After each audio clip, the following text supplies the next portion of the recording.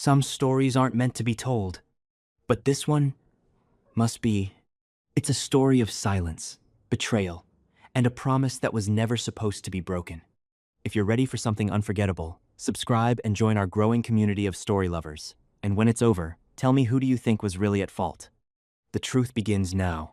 The scent of garlic and fresh basil hung thick in the air of Ristorante Bella Sera, mixing with the expensive perfumes of patrons who could afford to spend more on a single meal than I earned in a week. My feet ached in the practical black shoes I'd worn for the past 3 years, the soles worn thin from countless trips between the kitchen and the dining room. 6 hours into my shift, and the familiar burn had settled deep into my calves, a constant reminder of my place in this world. I adjusted my simple black uniform, smoothing down the white apron that Nonna Rosa had insisted all her servers wear. Even though she'd been gone for 2 years now, even though new ownership had taken over Bella Sera and transformed it from a family restaurant into something more exclusive, more dangerous, we still wore her aprons. It was the only piece of her that remained. Table 7 needs water refills, Marco, the floor manager, hissed as he passed me in the narrow hallway between the kitchen and dining room. His eyes, perpetually anxious since the Ferrante family had acquired the restaurant, darted toward the private alcove at the back. And don't keep them waiting. I nodded silently, the way I'd learned to do. In this world, servers were meant to be invisible. We materialized when needed, vanished when our purpose was served. It was a skill I'd perfected over the years, this ability to move through spaces without leaving an impression, to serve without being seen. The crystal pitcher felt heavy in my hands as I made my way through the dining room. Tuesday evenings were always busy at Bella Sera, but tonight felt different. There was a tension in the air, a crackling energy that made my skin prickle with awareness. The usual patrons were here. Wealthy businessmen, society wives, young couples trying to impress each other. But there were more men in dark suits than usual, more watchful eyes scanning the room. My heart knew why before my mind caught up. He was here. Tiago Ferrante occupied the private alcove the way a king might sit on a throne, his presence commanding without effort. From across the room, I could see him in profile, the strong line of his jaw, the way his dark hair was swept back from his forehead, the broad shoulders that filled out his charcoal suit with an elegance that spoke of money and power. He was in conversation with 2 other men, his expression serious, one hand resting on the table while the other held a glass of wine. I'd been serving him for 8 months now, 8 months of keeping my eyes lowered, my voice professional, my hands steady even when they wanted to tremble. 8 months of memorizing the way he took his espresso, black, no sugar, and how he always ordered the osso buco on Thursdays. 8 months of nursing a hopeless, impossible attraction to a man who had never truly looked at me, because men like Tiago Ferrante didn't look at women like me. We existed in different universes that occasionally overlapped when I brought him his dinner or refilled his wine glass. He was power and danger wrapped in expensive fabric, heir to an empire built on fear and loyalty. And I was just Talia, the quiet garçonette who spoke too little and dreamed too much. Talia! Marco's urgent whisper snapped me back to reality. What are you doing standing there? Move! I forced my feet forward, approaching table 7 with the practiced grace Nonna Rosa had taught me. The elderly couple smiled warmly as I refilled their glasses, thanking me in heavily accented English. They were tourists, I guessed, drawn to Bella Sera by its reputation, unaware of the true nature of the men who now owned it. As I worked through my tables, I felt the weight of memory pressing on my chest. Nonna Rosa had found me when I was 16, a runaway from a group home with no family, no future, no hope. She'd given me a job washing dishes, taught me Italian and then Sicilian, the old dialect from her village in the mountains. She'd fed me, clothed me, loved me like the granddaughter she'd never had. Il dialetto è la voce del cuore, she used to say. The dialect is the voice of the heart. She'd made me practice for hours, correcting my pronunciation until I could speak the ancient Sicilian of her childhood village as fluently as she did.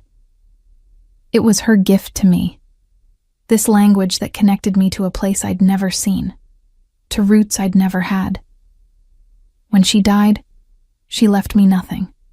The restaurant had already been sold to pay her debts, sold to the Ferrante family who were expanding their legitimate business interests. But she'd left me with something more valuable than money, a language, a skill, and a place where I belonged, however tenuously. "Talia, Mr. Ferrante's table needs attention." Marco appeared at my elbow again, his voice tight with stress. "They're ready to order." My pulse quickened. Usually Marco or one of the senior servers handled Tiago's table. I was relegated to the general dining room, kept away from the VIP section where the family conducted their business. But tonight, with the restaurant unusually full and 2 servers called in sick, I had no choice. I smoothed my apron one more time, took a breath, and crossed the dining room toward the private alcove. The distance felt endless and too short all at once. As I approached, Tiago glanced up, and for a brief moment, our eyes met. His were dark, almost black in the low light, and utterly unreadable. There was no recognition in them, no acknowledgement that I'd been serving him for months. I was just another interchangeable server, another invisible woman. "Good evening," I said softly in English, my voice steady despite the hammering of my heart. "May I take your order?" "The usual," Tiago said, his voice a low rumble that did things to my insides I tried desperately to ignore. He didn't look at me as he spoke, his attention already back on his companions. "And bring another bottle of the Barolo." I nodded, making notes even though I'd memorized his usual order months ago. "Ossobuco, risotto alla Milanese, and a simple insalata to start." His companions ordered quickly, efficiently, and I retreated as soon as I could. My skin hot with the awareness of how close I'd been to him, close enough to smell his cologne, to see the faint shadow of stubble along his jaw, to notice the way his hands moved when he spoke. Back in the kitchen, I leaned against the cool tile wall, trying to calm my racing heart. This was pathetic. I was pathetic. Pining after a man who didn't know I existed, who never would know I existed. Men like Tiago Ferrante married women from their world, daughters of other families, alliances forged in blood and power, not orphaned garçonettes who served their meals. "Talia, order up." The head chef's voice cut through my thoughts. The rest of the evening passed in a blur of movement and practiced efficiency. I served Tiago's table twice more, bringing courses and clearing plates, always keeping my eyes lowered, always maintaining the invisible barrier between server and patron. He never looked at me. Not once. It was past 11 when Marco pulled me aside, his face pale with anxiety. "Mr. Ferrante's father is arriving tomorrow," he said in a low voice. "From Sicily, the Don himself." A chill ran down my spine. Everyone knew about Tommaso Ferrante, the patriarch who still ruled the family from his stronghold in the Sicilian mountains. The man they called O Padrino, whose word was law, whose displeasure meant death. "Why are you telling me this?" I asked, though I already knew the answer from the fear in Marco's eyes. "Because he'll be dining here tomorrow night, in the private alcove, and he's—" Marco swallowed hard. "He's very particular about service, very particular about respect. One wrong move, one perceived slight, and—" He didn't finish the sentence. He didn't need to. "I understand," I said quietly. "Good. Make sure you do." He started to walk away, then paused. "And Talia, don't speak unless spoken to. Don't look directly at him. Don't do anything that might draw attention. With men like the Don, invisibility is your best protection." After my shift ended, I took the subway back to my tiny apartment in Queens, my mind churning with anxiety about tomorrow. The train rattled through the tunnels, and I stared at my reflection in the dark window. 26 years old, No family, no prospects beyond serving pasta to people who would never see me as anything more than part of the furniture. This was my life, and I'd made my peace with it. But as I lay in bed that night, staring at the water-stained ceiling, I allowed myself one small rebellion against reality. I closed my eyes and imagined what it would be like if Tiago Ferrante actually looked at me, really looked at me, saw past the uniform and the lowered eyes to the woman underneath. It was a fantasy, nothing more. Tomorrow I would serve his father with perfect invisible efficiency.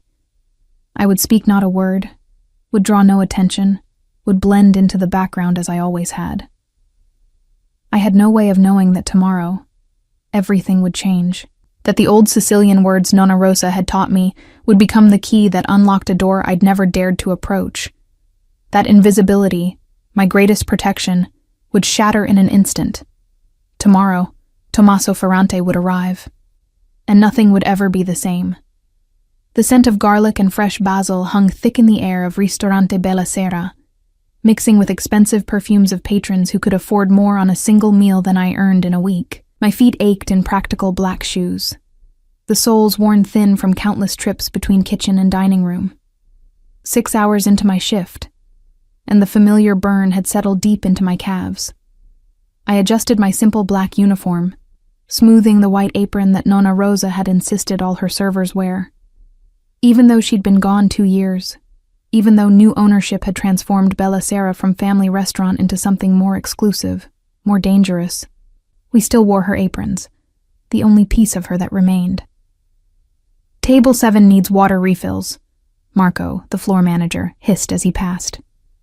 His eyes, perpetually anxious since the Ferrante family acquired the restaurant, darted toward the private alcove.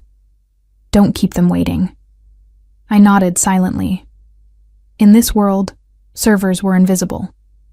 We materialized when needed, vanished when our purpose was served. A skill I'd perfected over years. The crystal pitcher felt heavy as I moved through the dining room. Tuesday evenings were always busy, but tonight felt different. Tension crackled in the air, making my skin prickle. More men in dark suits than usual, more watchful eyes scanning the room. My heart knew why. He was here. Tiago Ferrante occupied the private alcove like a king on a throne, his presence commanding without effort.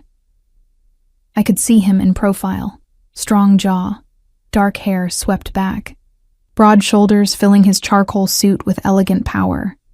He was in conversation with 2 men, expression serious, one hand resting on the table. I'd been serving him for 8 months. 8 months of keeping my eyes lowered, voice professional, hands steady even when they wanted to tremble.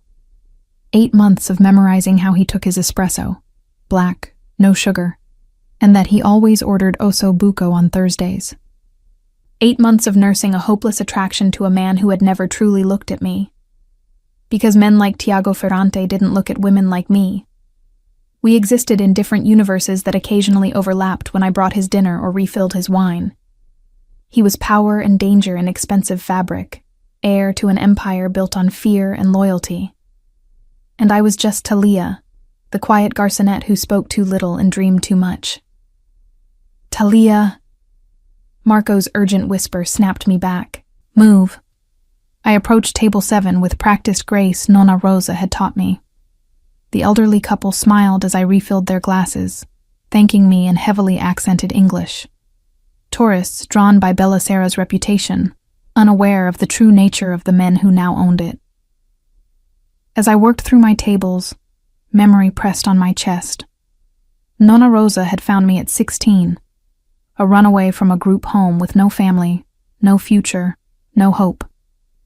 She'd given me a job washing dishes, taught me Italian and then Sicilian, the old dialect from her village in the mountains.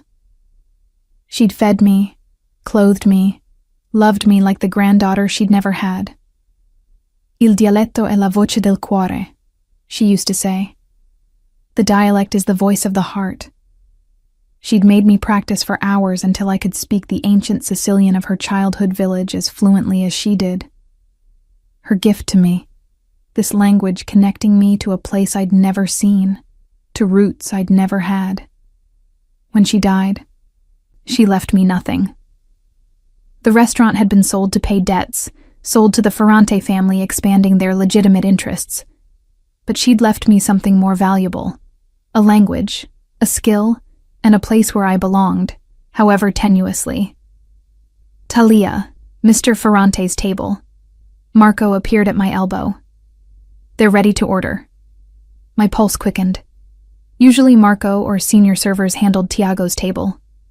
But tonight, with the restaurant full and 2 servers sick, I had no choice.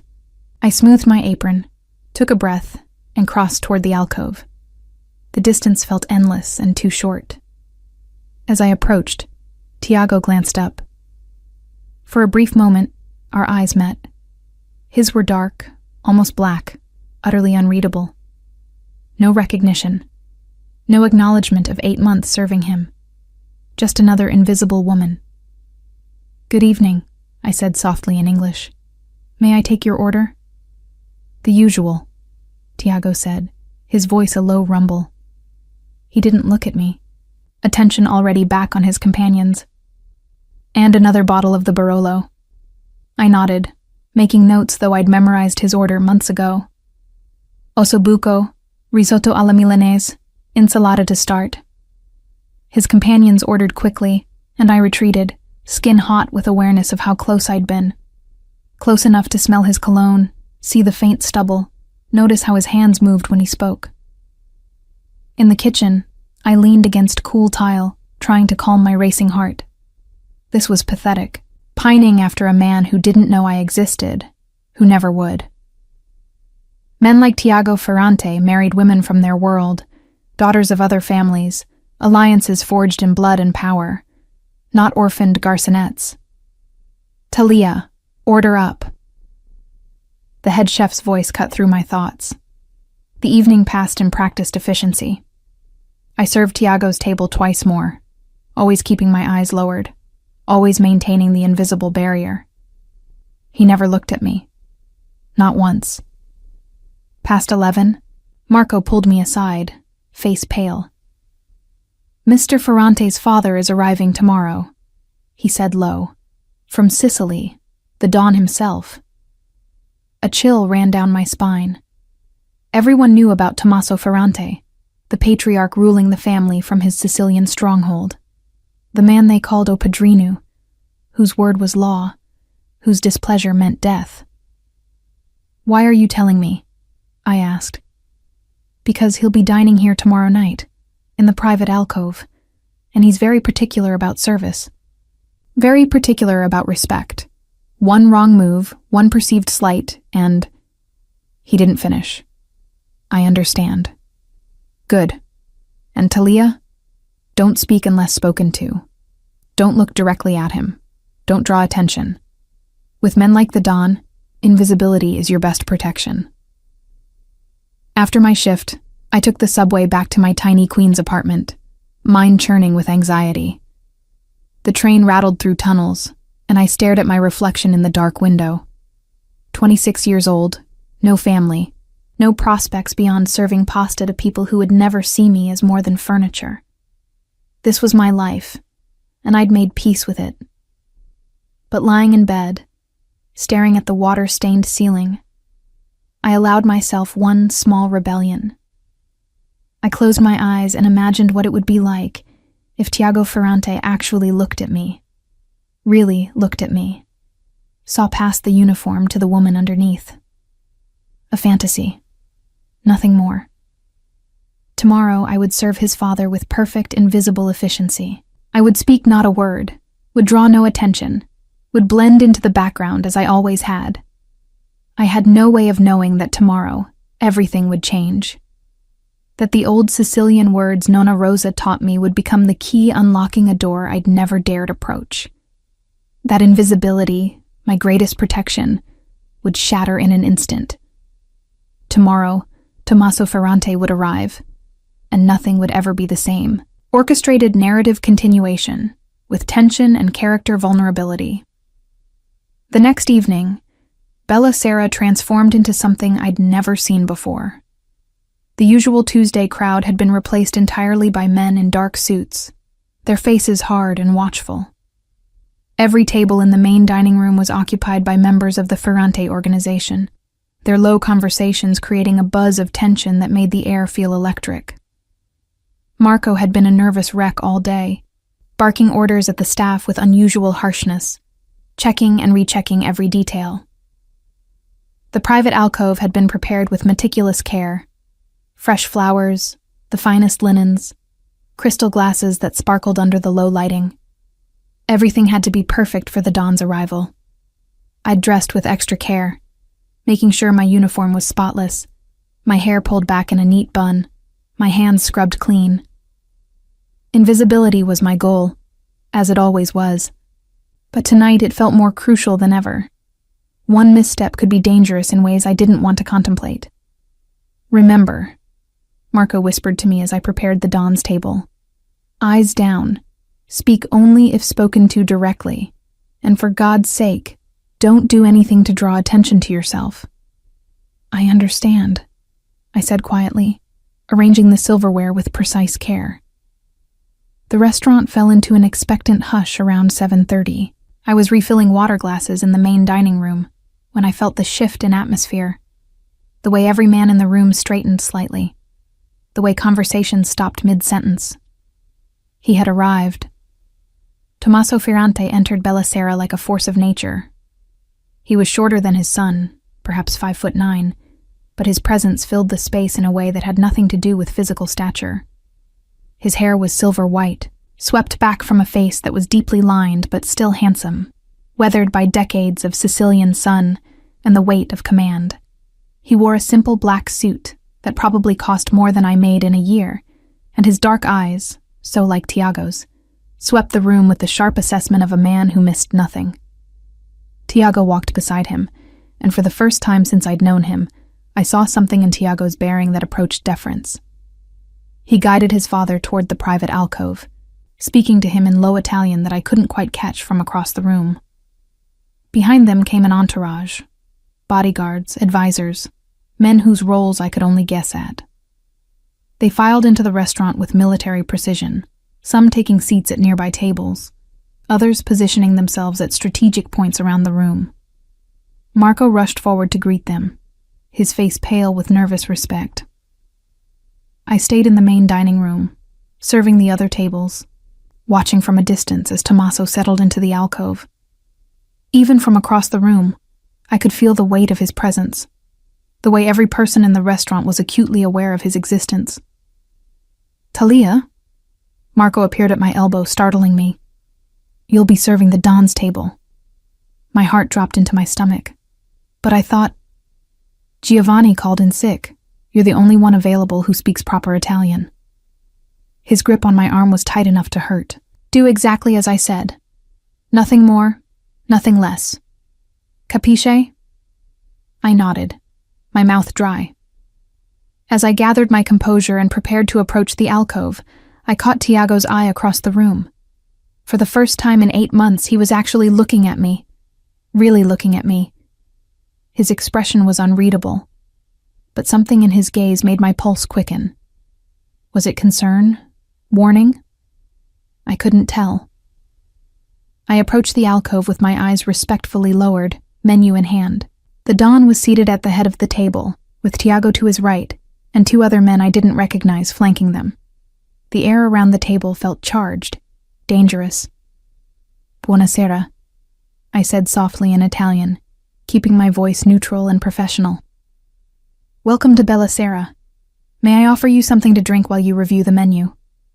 Tommaso's response was in rapid Sicilian, not the standard Italian I'd spoken, but the old dialect, the one Nonna Rosa had taught me, the one from her village in the mountains. "Sta bona a roba ca? U piscistoku e frisku?" Is the food good here? Is the fish fresh? My heart stopped. He was testing the staff, seeing if anyone understood the old language. Marco had warned me to speak only if spoken to, but this was a direct question. I had to respond. The question was whether to reveal that I understood or pretend ignorance. Something in me, maybe Nonna Rosa's voice in my memory, maybe just exhaustion from pretending to be invisible for so long, made the decision for me. "È tutto frisco, Don Ferrante," I replied in the same dialect, my accent carrying the exact intonation of his home region. "U piscistoku veni o matinu, como a carni. Ma si vuci u meglio. U ragù è fatto come una vota, che ricetta antica. Everything is fresh, Don Ferrante. The fish comes in the morning, like the meat. But if you want the best, the ragù is made the old way, with the ancient recipe." The silence that followed was absolute. Every head at the table turned toward me. Tommaso's eyes, sharp as black diamonds, fixed on me with an intensity that made me want to step back. Tiago had gone completely still, his expression shocked. "Uniu m'imparasti, studiala tu?" Tommaso asked slowly, his voice dangerously soft. "Where did you learn this dialect?" I kept my eyes lowered, my heart hammering. "Rosa Catalano mi insegnò, Don Ferrante. Ida era como na nonna mia." Rosa Catalano taught me, Don Ferrante. She was like a grandmother to me. Something shifted in Tommaso's face. "Rosa di Corleone? Rosa Catalano di Corleone?" "Sì, Don Ferrante." The Don leaned back in his chair, studying me with renewed interest. When he spoke again, it was in Italian, presumably so the others at the table could understand. Rosa Catalano. I knew her family. Good people. She owned this restaurant? "Yes, sir," I replied in Italian, sensing the shift in conversation. "She passed away 2 years ago. I worked for her since I was 16. And she taught you our dialect, the dialect of Corleone." It wasn't a question. Why would she do this? She said, I hesitated, then continued softly. She said the dialect is the voice of the heart. She had no family left in Sicily, no one to speak it with. So she taught me.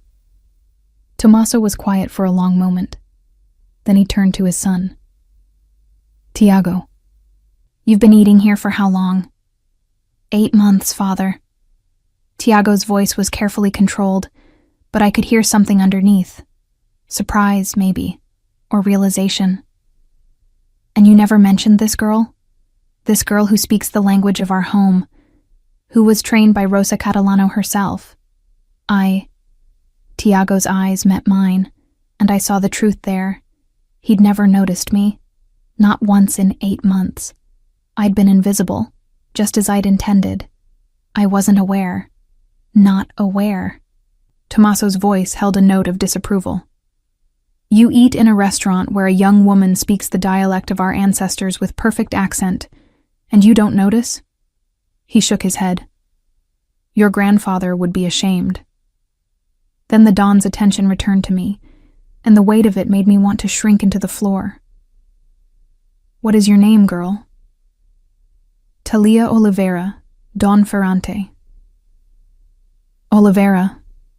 Portuguese?" "My father was Portuguese. He died when I was very young. My mother, too. I grew up in foster care until Nonna Rosa found me." Something in Tommaso's expression softened almost imperceptibly. "An orphan. Like our people were orphans when we came to this country." He nodded slowly. "Sit down, Talia Oliveira." I froze. "Sir?" "Sit." It was not a request.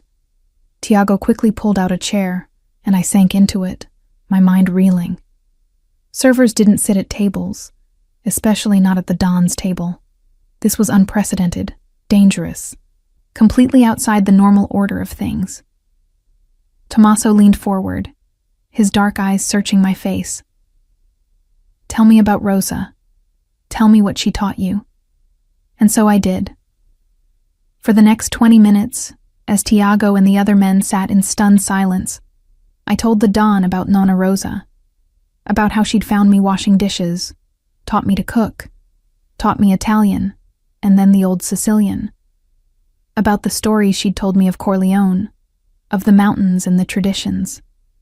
of a world that existed before cars and phones and modern conveniences. About how she'd made me practice the dialect until my accent was perfect, until I could speak it as naturally as she did. She said, I finished softly, that language carries memory, that as long as someone speaks the old words, the old ways don't die. Tommaso was quiet for a long time. When he finally spoke, his voice was thick with emotion. Rosa Catalano gave you a great gift, Talia Oliveira. The greatest gift one of our people can give. Our language, our history, our soul. He turned to his son. And you, figliu meu, have been blind. Tiago's jaw tightened. Father, no. Tommaso held up a hand. You've been coming here for 8 months, and you never saw her, never heard her. This is not how I raised you. The rebuke hung in the air. Then Tommaso stood, and I quickly rose as well, uncertain of protocol. The Don placed a weathered hand on my shoulder, a gesture that made every man in the restaurant tense. You will join us for dinner, Talia, he said. Not as a server, but as a guest. It would honor me to share a meal with someone who carries Rosa's memory, who speaks the language of my heart. Don Ferrante, I can't. I have to work. Marco. The Don's voice carried across the restaurant. The floor manager appeared instantly, face pale. This girl is dining with me tonight. Find someone else to cover her tables. Of course, Don Ferrante. Right away. As Marco scurried away, I stood frozen, unable to process what was happening. Tommaso returned to his seat, gesturing for me to sit as well. Across the table, Tiago was staring at me like he'd never seen me before. And perhaps he hadn't. Perhaps I'd been so successfully invisible that I'd erased myself entirely. Until now. Until a few words in an ancient dialect had shattered everything. The Don began speaking again, asking me about my life, my work, what I remembered of Rosa's stories. And as I answered, as the evening unfolded in a surreal dream, I felt the weight of Tiago's gaze on me. Constant, intense, seeing me for the first time. And I realized that invisibility, my greatest protection, had just been stripped away. I was visible now, exposed, vulnerable. And I had no idea what would happen next. The meal that followed was the strangest experience of my life. I sat at the Don's table, eating food I'd normally be serving, listening to conversations in a mix of Italian, Sicilian, and English that flowed like water around me. Tommaso treated me with a respect I'd never experienced from anyone in this world, asking my opinions, laughing at my stories about Nonna Rosa, correcting my dialect with the patience of a teacher. But it was Tiago's attention that made my skin burn. He barely touched his ossobuco. His dark eyes fixed on me throughout the meal with an intensity that made it hard to breathe. Every time I glanced his way, he was watching, studying, seeing me in a way that felt both thrilling and terrifying. Talia, Tommaso said, leaning back in his chair after the main course. Tell me, what do you want from life? What are your dreams? The question caught me off guard. No one had asked me that in years. I don't know, Don Ferrante. I've never really thought... Everyone has dreams, he interrupted gently, even if we've buried them. So tell me, if you could have anything, what would it be? I looked down at my hands, folded in my lap. What did I want? Safety, I supposed. A place to belong. Not to be invisible anymore, but not to be so exposed that I was in danger. Things that seemed impossible for someone like me. I want to not be afraid, I said finally, honestly. I want to wake up in the morning and not worry about making rent or losing my job or being alone. I stopped, feeling foolish. Continue, Tommaso encouraged. I want to matter to someone, to be seen. The words came out barely above a whisper. I've been invisible for so long, I sometimes forget I'm real. The silence that followed was heavy. When I dared to look up, Tommaso was watching me with something like sadness in his eyes. And Tiago? Tiago's expression had shifted into something I couldn't read. Something intense and almost pained. Invisible, Tommaso repeated softly. Figu miu, do you hear this?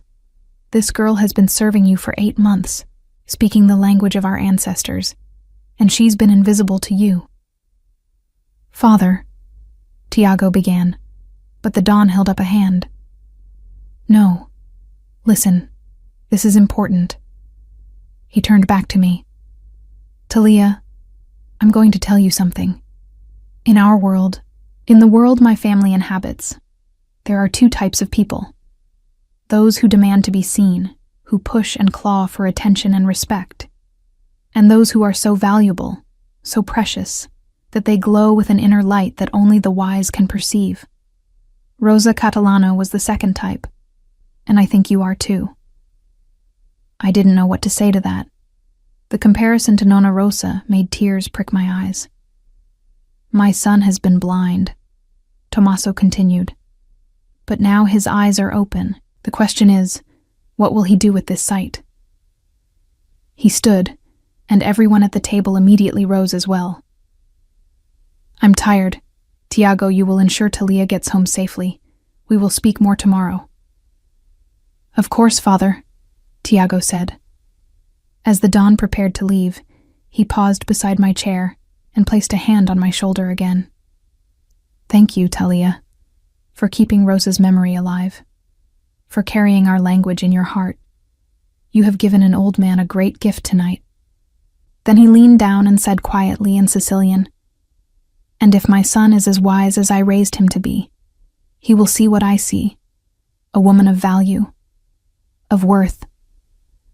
Guard your heart, child, but don't be afraid to open it if the right man proves himself worthy.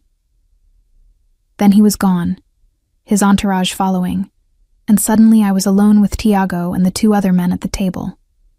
The restaurant, which had been holding its breath all evening, slowly exhaled back into normal conversation. Marco, Tiago said, and the floor manager appeared instantly. Talia is finished for the night. Have someone bring her things. But sir, I still have 3 hours left on my shift. Not tonight. Tiago's voice was firm. Tonight, you're leaving with me. Fear spiked through me. I don't think we're not negotiating. His eyes met mine, and I saw something there that made my protest die. Not cruelty, but determination. You heard my father. I'm taking you home. And on the way, we're going to talk. 20 minutes later, I found myself in the back of a black Mercedes, Tiago beside me, and one of his men driving. The leather seats were soft, the interior smelled of expensive cologne, and I felt completely out of place in my server's uniform, with my worn shoes and practical bun. Where do you live? Tiago asked. I gave him my address in Queens, and he relayed it to the driver. Then silence fell, heavy and expectant. I stared out the window, watching the city lights blur past, acutely aware of his presence beside me. 8 months, he said finally. I've been eating at Bella Sera for 8 months and I never noticed you. You weren't supposed to, I replied quietly. That's the point. Good servers are invisible. That's not an excuse. His voice was hard with something that might have been anger. At himself, I realized. Tell me about yourself. Not the version you showed my father. The real version. Why are you working as a server? Rosa clearly thought highly of you. Why didn't she leave you something when she died? The question touched an old wound. She had debts, medical bills from the cancer. The restaurant was sold before she died to pay them. Your family bought it. I know, I approved the purchase. He paused. What I didn't know was that Rosa Catalano's adopted granddaughter came with the building. I'm not part of the property, I said, a flash of the old defiance rising. I'm just an employee. Are you? His hand moved, and suddenly his fingers were tilting my chin, forcing me to look at him.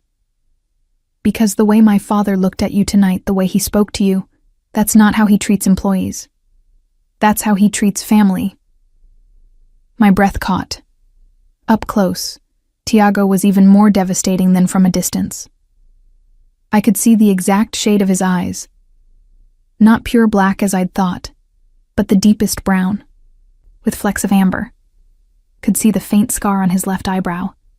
Could feel the heat radiating from his body. "Why do you care?" I whispered. "You didn't even know I existed until tonight. But I do now." His thumb traced along my jaw, a touch so gentle it made me shiver. "And now that I've seen you, really seen you, I can't unsee you. I keep thinking about what you said, about being invisible, about wanting to matter to someone. Tiago." I didn't know what to say, how to process this sudden attention from a man who'd looked through me for 8 months. "I'm not good with words," he continued. "I'm not romantic or poetic. I'm a blunt instrument in expensive clothes. But I'm going to be honest with you, Talia. My father sees something in you, something valuable. And he's never wrong about people." "What does that mean?" His hand dropped from my face, but his eyes stayed locked on mine. "It means you're under my family's protection now, whether you want it or not. My father claimed you tonight when he put his hand on your shoulder. Do you understand what that means in our world?" I shook my head, though fear was beginning to curl in my stomach. "It means you're ours now. Family. Under our care. Our responsibility. Our protection. No one will touch you. No one will threaten you. You'll want for nothing." He paused. "But it also means you can't just disappear. You can't leave without permission. You're bound to us now." "I didn't ask for that," I said, panic rising. "I just spoke Sicilian. I didn't know." "I know you didn't. But that's how it works. My father doesn't give his regard lightly. When he does, it's permanent." Tiago leaned closer. "So now we need to figure out what to do with you." "I don't want to be a problem to be solved," I said, my voice shaking. "I just want to live my life." "Your life changed tonight, Talia. The moment you opened your mouth and spoke the language of our homeland. You can't go back to being invisible. Not anymore." His expression softened slightly. "But that doesn't have to be a bad thing. Protection isn't a prison. It's safety, security, everything you said you wanted." "At what cost?" "That," he said quietly, "is what we're going to negotiate." The car pulled up outside my building, a 5-story walk-up in a neighborhood that was trying hard not to tip over into dangerous. Tiago looked at it with undisguised distaste. "You live here?" "It's what I can afford," I said defensively. "Not anymore." He pulled out his phone. "Pack your things. You're not staying here another night." "Excuse me?" "My father put you under our protection. This place isn't safe. You'll stay in one of our properties until we figure out long-term arrangements. You can't just... I don't want..." I fumbled for words, overwhelmed. "I don't want to be owned, Tiago. I've worked too hard for my independence." His eyes met mine, and for the first time, I saw something vulnerable there. Something almost human beneath the calculated power. "I'm not trying to own you, Talia. I'm trying to protect you. There's a difference." "Is there?" "Yes," he said firmly. "And I'll spend however long it takes proving that to you." I refused to pack my things that night. Despite Tiago's insistence, despite the driver waiting outside, despite every logical reason to accept the protection being offered, I stood my ground in my tiny apartment and told him no. "This is my home," I said, gesturing at the cramped space with its second-hand furniture and water-stained ceiling. "It's not much, but it's mine. I've worked for 3 years to keep this place. I'm not giving it up because your father decided I'm worth protecting." Tiago stood in my doorway. He'd refused to leave me alone. his tall frame making my small apartment feel even smaller. You're being stubborn. I'm being independent. There's a difference. Something flickered in his eyes. Respect, maybe, or frustration. Fine, but I'm posting men outside. 24-hour security, non-negotiable. Why? I demanded. Who would possibly want to hurt me? I'm nobody. You stopped being nobody the moment my father claimed you in front of every made man in this city. His voice was hard. Do you understand what happened tonight, Talia? Really understand? I sank onto my worn couch, suddenly exhausted. No. Explain it to me. He sat beside me, close enough that I could smell his cologne, feel his warmth. In our world, there are rules, unspoken but absolute. When a Don places his hand on someone's shoulder the way my father did with you, it's a mark of favor, of family. It means you're under Ferrante protection, which makes you valuable. And valuable things attract attention. What kind of attention? The dangerous kind. He ran a hand through his dark hair, a gesture that made him seem suddenly more human, less untouchable. We have enemies, families who would love to strike at my father through someone he's shown favor to, especially someone who isn't born into this life, who doesn't know how to protect herself. Fear coiled in my stomach. So I'm bait now? No. You're protected, but only if you let us protect you. His hand found mine, and the touch sent electricity up my arm. Please, Talia, don't fight me on this. Let me keep you safe. The sincerity in his voice caught me off guard. This wasn't the cold, distant man who'd looked through me for 8 months. This was someone else entirely. Someone worried, almost desperate. Okay, I said finally. Security outside. But I'm staying here. This is my line. He nodded slowly. For now. But we're going to revisit this conversation. After he left, posting 2 men in a car across the street, I lay in my bed staring at the ceiling and wondering what I'd gotten myself into. My phone buzzed. A text from an unknown number. Domani, 10 a.m.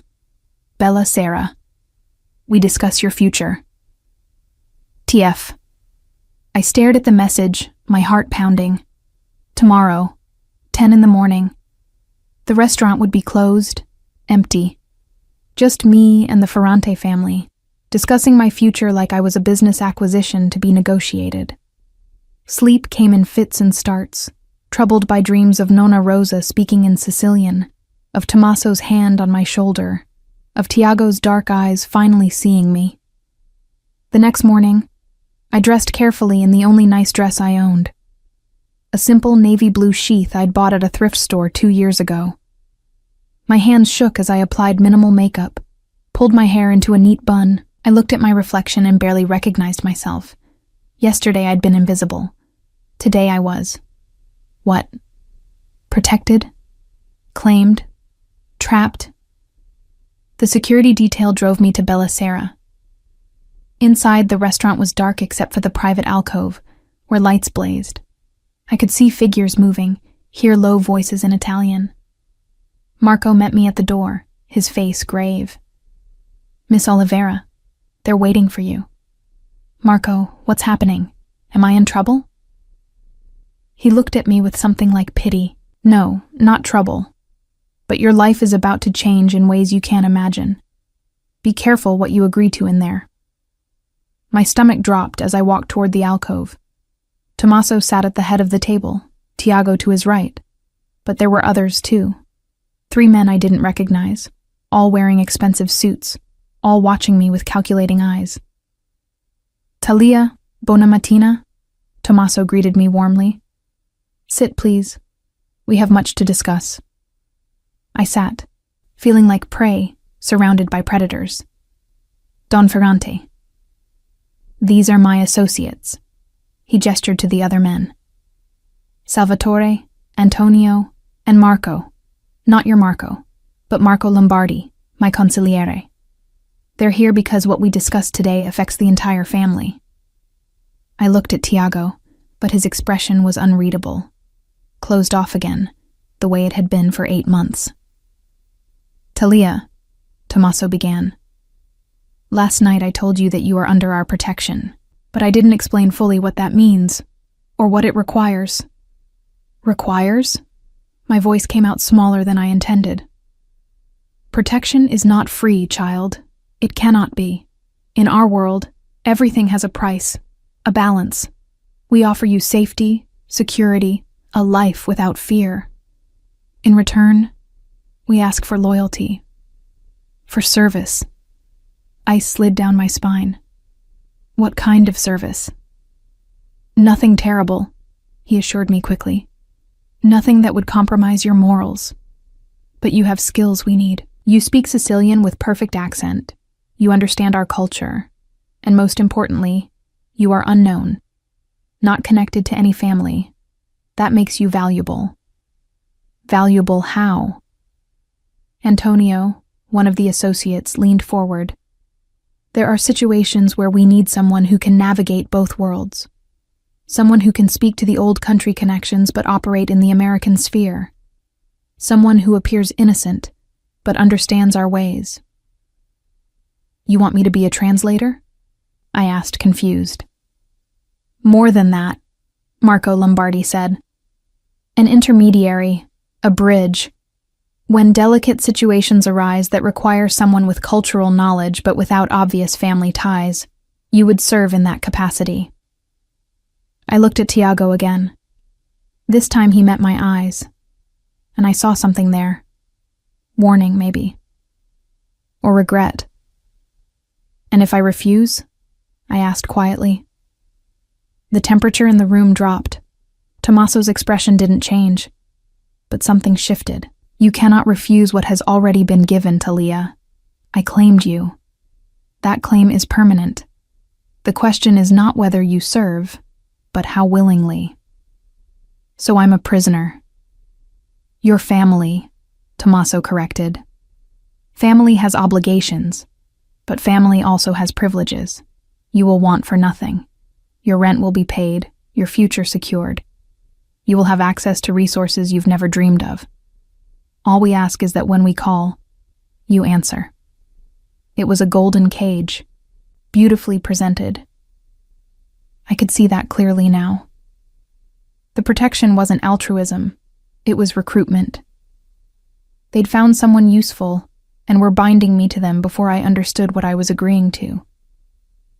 How often would you call? I asked, trying to understand the scope of what was being asked. Rarely, Antonio said. Perhaps once a month, perhaps less. But when we do, it would be important, time-sensitive, critical. And dangerous? Silence answered me. Finally, Tommaso spoke. Sometimes. Yes. But you would always be protected. Always have support. We would never put you in a situation without backup. I stood abruptly, the chair scraping against the floor. I need time to think. There is no time, Salvatore said coldly. The Don has offered you a great honor. You accept or what? I demanded, finding courage I didn't know I had. You'll kill me? The orphan girl who speaks your dialect? How would that look to the old country connections you're so worried about? Tommaso laughed. Actually laughed. Ah, figlia mia, you have spirit. Rosa taught you well, not just language, but strength. He stood, and everyone else immediately rose. You're right, we won't force you. But understand this. My protection remains whether you actively serve or not. Because I gave my word, and my word is iron. The question is whether you accept the privileges that come with the obligations, or whether you insist on struggling alone while we guard you from the shadows. He moved toward me, and I forced myself not to step back. You have until tomorrow night to decide. Tiago will explain more about what would be asked of you. But know this, Talia Oliveira. I see in you something rare, something precious. Don't waste it on pride. As the Don and his associates left, I found myself alone with Tiago. He hadn't moved from his seat, his dark eyes fixed on me with an intensity that made my skin burn. "You should have just agreed," he said finally. "I don't like being owned. No one's trying to own you." But his voice lacked conviction. "Aren't you?" I moved closer to him, anger overriding fear. "Your father decides I'm useful, so suddenly I'm family. I'm protected, but I owe service? That's not family, Tiago. That's employment with very violent termination clauses." He stood, towering over me. "You don't understand our world." "Then explain it to me. Make me understand why I should give up my freedom for your family's protection from threats I didn't have until your father touched my shoulder." "Because—" He stopped, jaw clenching. "Because the alternative is worse. Because now that you've been claimed, every family in this city knows about you. If we withdraw protection, if we let you go back to being nobody, someone will grab you just to spite my father. To prove they can. Do you understand? There's no going back to invisible now. The only choice is who protects you. And I should choose the people who created the problem in the first place? Yes." His hands gripped my shoulders. "Because we're the strongest. Because we'll actually keep you safe. Because—" He stopped, something raw flashing across his face. "Because I won't let anything happen to you." The admission hung between us, charged with meaning. I stared up at him, seeing past the calculated power to something underneath. Something that looked almost like genuine concern. "Why do you care?" I whispered. "You didn't even know I existed 3 days ago. But I do now." His hands moved from my shoulders to frame my face, the touch devastating in its gentleness. "And I can't stop thinking about what you said, about being invisible, about wanting to matter.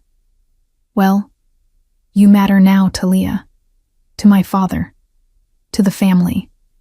His voice dropped. "To me, I don't want to matter because I'm useful." "Then don't be useful. Be family, real family. Let us care for you not because of what you can do, but because of who you are." "Can I trust that?" He hesitated, and I saw the war in his eyes, the battle between honesty and what would serve his family's interests. Finally, he chose truth. "I don't know, but I want you to be able to. I want to prove that this can be more than a transaction." I didn't give Tommaso an answer that day, or the next. For 3 days, I went about my life as normally as I could, working my shifts at Bella Sera, while Tiago's men watched from the shadows. But everything had changed. Customers looked at me differently now. Marco treated me with careful respect instead of casual authority. Even the kitchen staff seemed wary, as though I'd become something dangerous to touch. Tiago came to the restaurant every evening, not to the private alcove, but to sit at the bar where he could watch me work. It was unnerving, having those dark eyes follow my every movement, but it was also something else. Something that made my heart race, and my hands unsteady when I caught him staring. On the 4th day, everything went wrong. I was finishing my shift, counting tips in the back room, when Marco burst in, his face pale with panic. "Talia, you need to leave. Right now, through the kitchen." "What? Why?" "There are men outside, not ours. Calabresi family." His hands shook as he grabbed my arm. "They're asking for you, by name." Fear shot through me. The Calabresi were one of the Ferranti's rivals. I'd heard the name whispered in corners, seen the tension when certain people walked into Bella Sera. "Why would they? Doesn't matter. Tiago's men are out front, but these guys came in through the alley. You need to go. Now." He pushed me toward the kitchen, but we were too late. 3 men in dark suits blocked the exit, their faces cold and professional. Behind me, I heard the dining room door open, and when I turned, 2 more men were there, cutting off that escape. Talia Oliveira. The largest one spoke, his accent thick with Brooklyn Italian. "You're coming with us." "She's under Ferrante protection," Marco said, his voice shaking but brave. "You can't touch her." "Can't we?" The man smiled, and it was the most frightening thing I'd ever seen. "See, that's the thing about protection. It only works if the protector knows you're in danger, and right now, we're just having a conversation." "Right, Miss Oliveira." I understood immediately. If I screamed, if I fought, they'd hurt Marco. Maybe worse. These men had come prepared, had planned this carefully. They'd found a gap in the security, a window of vulnerability. "What do you want?" I asked, trying to keep my voice steady. "Just to talk. About your relationship with Tommaso Ferrante. About what services you might provide to our family instead." He moved closer. "See, we hear the old Don has taken a special interest in you. That's unusual. Makes us curious about why. I'm just a server. Just a server who speaks the old dialect, who sits at the Don's table, who has Tiago Ferrante watching her like she's made of gold." His eyes traveled over me, assessing. "No, you're something more. And we want to know what." One of the other men grabbed my arm, his grip bruising. "Let's continue this conversation somewhere private." "Take your hands off her." Tiago's voice cut through the tension like a blade. He stood in the kitchen doorway, and he wasn't alone. 4 men flanked him, all armed, all ready. But the Calabrese men didn't release me. Instead, the one holding my arm pulled me closer, and I felt something cold and hard press against my ribs. A gun. "Ferrante," the leader said calmly. "This doesn't concern you. She's under my family's protection. That makes it my concern." Tiago's voice was ice, but I could see the fury in his eyes, the fear. "Let her go and we'll call this a misunderstanding. Keep holding her, and you start a war your family can't win." "A war?" The man laughed. "Over a girl? I don't think so. Your father's getting soft in his old age, Tiago. Claiming orphans, sitting them at his table like they're blood. It makes him look weak. Makes your whole family look weak. My father's judgment is not your concern." It is when it affects the balance of power in this city. The gun pressed harder against my ribs. "So here's what's going to happen. We're walking out of here with the girl. We're going to have our conversation. And then maybe we'll return her. If we're satisfied, she's just what she appears to be.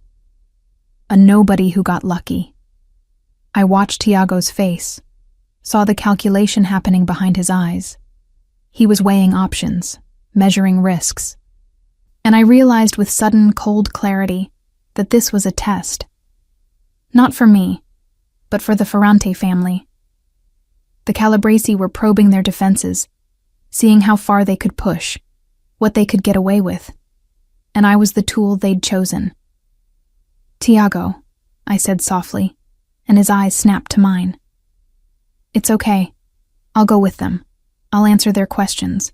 There's nothing to hide." "No." The word was absolute. "You're not going anywhere with them. If I don't, people will get hurt. Marco, your men, me." I tried to sound calmer than I felt. "Let me go. Let me prove there's nothing special about me. Then this ends." "Talia." "Smart girl," the Calabrese leader interrupted. "See, Tiago? She understands reality. Maybe you should listen to her." For a long moment, nobody moved. Then Tiago's expression shifted into something I'd never seen before. Something cold and deadly that made the temperature in the room drop 10 degrees. "You want to know what's special about her?" he asked quietly. "I'll tell you. She's mine." The words hung in the air, weighted with meaning. Not the family's, not his father's. Mine. When you put your hands on her, you put your hands on what belongs to me. When you threaten her, you threaten what I've claimed. and I don't share what's mine." He took a step forward, and every one of his men mirrored the movement. "So here's what's going to happen instead. You're going to let her go. You're going to walk out of here. And you're going to tell your boss that if he wants to test Ferrante resolve, he should try something that doesn't involve the woman I'm going to marry." My heart stopped. Marry? The shock of it must have shown on my face, because the Calabrese leader laughed. "She doesn't even know, does she? You haven't asked her." "I don't need to ask." Tiago's eyes never left the man holding me. "She's already mine. Have been since my father put his hand on her shoulder. Since I realized what I'd been too blind to see for 8 months. The question isn't whether she'll marry me. It's whether you're stupid enough to die over her." The gun pressed harder against my ribs, and I gasped. Instantly, every weapon in the room was drawn. Tiago's men aimed at the Calabrese. The Calabrese aimed back. We were one trigger pull away from a bloodbath. "Let her go," Tiago repeated, and his voice carried absolute certainty. "Or I will kill every single one of you right here, right now, and damn the consequences. You'd start a war over a girl? I'd burn this entire city down for her." The sincerity in his voice was terrifying and thrilling all at once.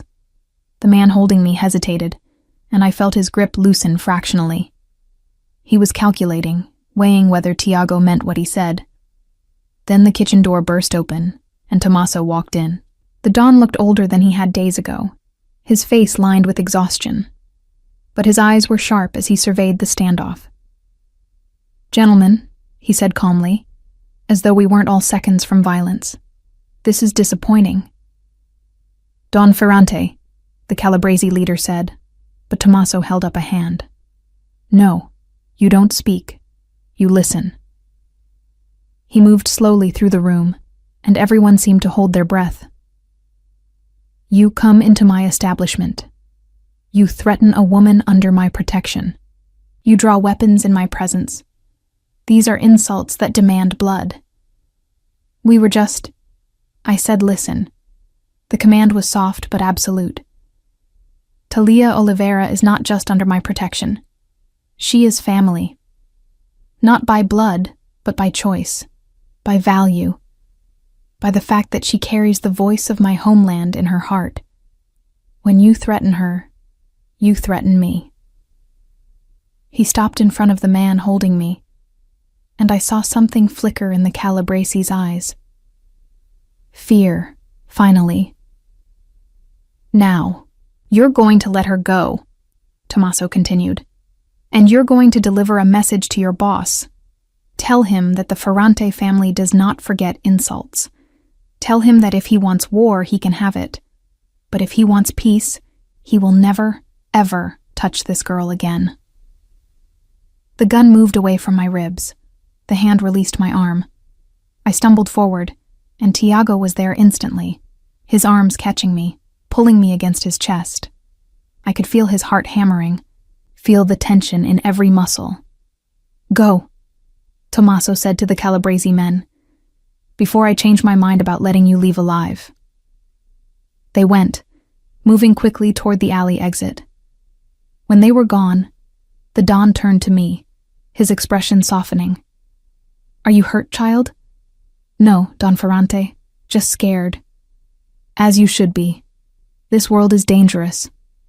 He looked at his son. "Tiago, take her somewhere safe. We'll discuss the rest tomorrow." As Tiago guided me out through the front entrance, his arm protective around my waist, I finally spoke. "Did you mean it? What you said in there?" "Every word." "You want to marry me?" He stopped, turning me to face him on the sidewalk outside Bella Sera. The security detail formed a discreet perimeter, giving us privacy. "Yes. It's the only way to truly protect you. As my wife, you're untouchable. No one would dare. That's not a reason to get married. It's not the only reason." His hands framed my face, and I saw something vulnerable in his eyes. "I told you I can't stop seeing you. Can't stop thinking about you. About what you said. Wanting to matter to someone. Well, you matter to me, Talia. More than I expected. More than is probably wise. You barely know me. Then let me know you. Properly. Let me court you the way you deserve. Prove that this is more than just protection or strategy. His voice dropped. Let me show you that when I say you're mine, it's not ownership. It's devotion. I should have said no. Should have run from this dangerous, impossible situation. But standing there, with Tiago's hands gentle on my face, and his eyes showing me a future I'd never dared imagine, I found myself saying something else entirely. Okay, court me. Prove it. His smile was slow and devastating. I will. I promise you, Talia Oliveira, I will. True to his word, Tiago courted me, not with the calculated efficiency of a business transaction, but with a patience and attentiveness that slowly dismantled every wall I'd built around my heart. He showed up at Bella Sera every evening, but instead of watching from the bar, he waited until my shift ended and took me to dinner. Real dinners, at quiet restaurants where we could talk. He asked about my childhood, my dreams, the stories Nonna Rosa had told me. He listened, really listened, in a way no one ever had before. He brought me books in Italian and Sicilian, rare volumes he must have searched for. So you don't forget the language, he said. But we both knew it was more than that. It was honoring the gift Rosa had given me, acknowledging its value. He introduced me to his world slowly, carefully. Family dinners with Tommaso, where the Don treated me with grandfatherly warmth. Meetings with the other families, where I learned to navigate the complex web of alliances and obligations. He never hid the danger from me, but he also never left me unprotected. And somewhere in those weeks, between shared meals and quiet conversations, and the way he looked at me like I was something precious, I fell in love with him. The realization came one evening 3 weeks after the Calabrese incident. We were in his apartment.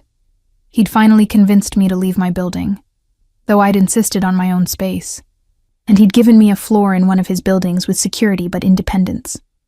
We were cooking together, something that had become our routine. Him attempting Italian recipes while I corrected his technique, both of us laughing at his failures. "You're terrible at this," I said, as he somehow managed to burn water for pasta. "I'm not used to doing things myself," he admitted, looking so genuinely baffled by the smoking pot that I couldn't help but laugh. "What do you usually eat?" "Whatever my housekeeper makes, or restaurant food." He rescued the pot, dumping the water. "I should probably learn, though. If I'm going to convince you to marry me, I should at least be able to feed you." The casual mention of marriage made my heart skip. We hadn't talked about it since that night, though it hung between us like a promise. "Is that what you're doing? Convincing me?" He set the pot down, turning to face me fully. "Every day, with every conversation, every moment we spend together. I'm trying to prove that I see you, Talia. Not what you can do for my family, not how useful you are, but you." "And do you see me?" "Yes." His hands found my waist, pulling me close. "I see a woman who's been strong her whole life because she had no choice, who learned to be invisible to survive, who carries the voice of my homeland in her heart, who makes me laugh, who challenges me, who makes me want to be better than I am. Tiago." "I'm in love with you," he said simply. "I know it's fast. I know we're still learning each other. But it's true. I love you, Talia. And I want to marry you. Not for protection, not for strategy, but because I can't imagine my future without you in it." The words I'd been holding back spilled out. "I love you too." His kiss was gentle and fierce all at once, full of promise and possession, and something that felt like coming home. When we finally broke apart, both breathing hard, he rested his forehead against mine. Then marry me. For real this time. Not because my father claimed you or because it's strategic. Marry me because you want to. Yes, I whispered. Yes, I'll marry you. Tommaso insisted we marry in Sicily. In Corleone, he said. In the church where my grandparents married. Where Rosa would have wanted to see you wed. The weeks before the wedding were a whirlwind. Tommaso took charge of the planning with the same efficiency he brought to running his empire. Talia would have the wedding she deserved, he declared. The wedding Rosa would have given her if she'd lived. I was measured for a dress, not just any dress, but one commissioned from a designer in Milan. I met Tiago's extended family, cousins and uncles and aunts who flew in from Sicily to meet the American girl who'd captured the Don's heir. They embraced me with warmth that brought tears to my eyes, this instant family I'd never expected to have. You speak like one of us, Tiago's grandmother said in Sicilian when we met. Rosa taught you well. She would be proud. The night before we left for Sicily, Tommaso called me to his study. He sat behind a massive desk, looking every inch the patriarch, but his expression was soft as I entered. Sit, figlia mia. I sat, my hands folded in my lap. Don Ferrante. Tommaso, he corrected gently. You're about to become my daughter. You should call me by my name. He paused, studying me. Are you happy, Talia? Truly happy? Because if my son has pressured you, if this marriage is not what you want... It's what I want, I interrupted. I love him. I know it happened fast. I know it's complicated. But it's real. Good. He opened a drawer and pulled out a small velvet box. Then I want you to have this. Inside was a ring, not the engagement ring Tiago had given me, but something older. A simple gold band with an inscription in Sicilian. This was Rosa's, Tommaso said quietly. Her wedding ring. She left it with me before she died, made me promise to give it to someone worthy, someone who would honor her memory and carry her gift forward. He met my eyes. That someone is you. Tears spilled down my cheeks. I can't. It's too much. You can and you will. Rosa loved you, Talia. She saw in you what I see. Strength, resilience, heart. She would want you to have this. He came around the desk, taking my hand. You asked me once what you could give my family in return for our protection. This is it. Not service or strategy, but this. Keeping our language alive. Teaching it to your children. Making sure the voice of our homeland doesn't die in this new world. I will. I promised. I swear it. Then welcome to the family, daughter. Truly and completely. The wedding took place on a hillside in Corleone, in a small stone church that had stood for 300 years. The October sun was warm on my face as I walked down the aisle on Tommaso's arm. He'd insisted on giving me away. Said it was his right as the one who'd claimed me. The church was packed with people. The entire Ferrante family, it seemed, along with representatives from every allied family. But I barely saw them. My eyes were locked on Tiago, standing at the altar in a black suit, his face showing more emotion than I'd ever seen. Love, pride, wonder. The priest spoke in Italian and Sicilian, blessing our union in both languages. When it came time for vows, Tiago surprised me by speaking in the old dialect. Ti dugnu umi cori, he said, his voice carrying through the church. I give you my heart. Ti dugnu a me forza. Ti dugnu tutu chidu kasugnu. I give you my strength. I give you all that I am. I responded in kind, my voice steady despite my tears. Ti dugnu a me vita. Ti dugnu a me cori. Sugnuto. Ora. Epi sempre. I give you my life. I give you my heart. I am yours, now and forever. When he kissed me, the church erupted in applause. But all I heard was the whisper he spoke against my lips. Mine. Yours, I whispered back. Always. The reception was held in the town square. Tables set up under strings of lights, music filling the air. I danced with Tiago, with Tommaso, with cousins and uncles and strangers who welcomed me with open arms. As the sun set, painting the Sicilian mountains in shades of gold and amber, Tiago pulled me away from the crowd. We stood on a terrace overlooking the valley, his arms around me from behind. Happy? He asked. More than I ever thought possible. I leaned back against his chest. I spent so long being invisible, thinking that was safety. But this, being seen, being known, being loved, this is what I was looking for all along. You'll never be invisible again, he promised. Not to me, not to anyone. You're Talia Ferrante now, my wife, my heart, the woman who carries the voice of our homeland. I turned in his arms, looking up at him. Il dialetto è la voce del cuore, I said softly, repeating Nonna Rosa's words. The dialect is the voice of the heart. Yes, he agreed, and you are the voice of mine. From the square below, someone called for the bride and groom. Music swelled. Our family waited. But for this moment, we stood together on that terrace, the mountains of Sicily surrounding us, the weight of belonging settling into my bones. I'd been alone my whole life, invisible, unnoticed, unimportant. I'd served meals to people who never saw me, dreamed dreams I never thought would come true, loved from a distance a man who didn't know I existed. But that woman was gone now. In her place stood Talia Ferrante, wife to the heir of a powerful family, daughter to a Don who'd seen her worth, keeper of an ancient language and the traditions it carried. I was no longer invisible. I was home. And as Tiago took my hand and led me back to the celebration, back to the family who'd claimed me as their own, I realized that Nonna Rosa had given me more than just words.